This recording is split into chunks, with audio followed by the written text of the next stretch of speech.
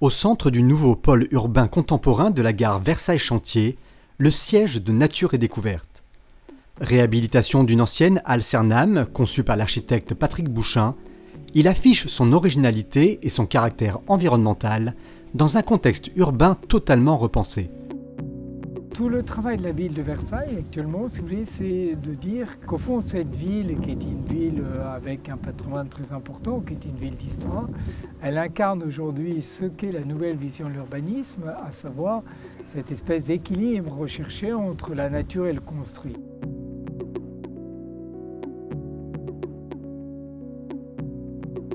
Versailles-Chantier, c'est un projet important pour la ville de Versailles. C'est le grand projet d'architecture contemporaine sur ces dernières années. Deux plots importants de bâtiments, l'un réalisé par Christian de Porzampin, qui est un plot de bâtiments professionnels, et puis un plot de logement réalisé par Elisabeth de Porzampin. Et au centre de ces deux parties, vous avez une ancienne halle, qui était une halle détenue par la Cernam.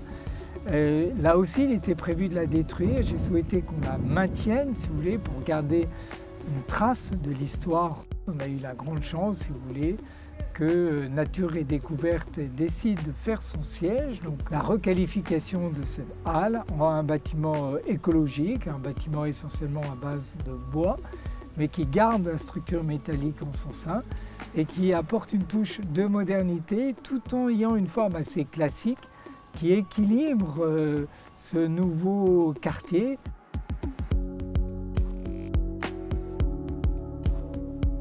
On a voulu marier formes de modernité dans le toit, l'usage par exemple des panneaux photovoltaïques sur le côté qui domine le pôle multimodal, et puis ce bois qui ici a toute sa raison d'être puisque c'est le siège Nature et Découverte qui travaille évidemment sur la dimension écologique de la ville.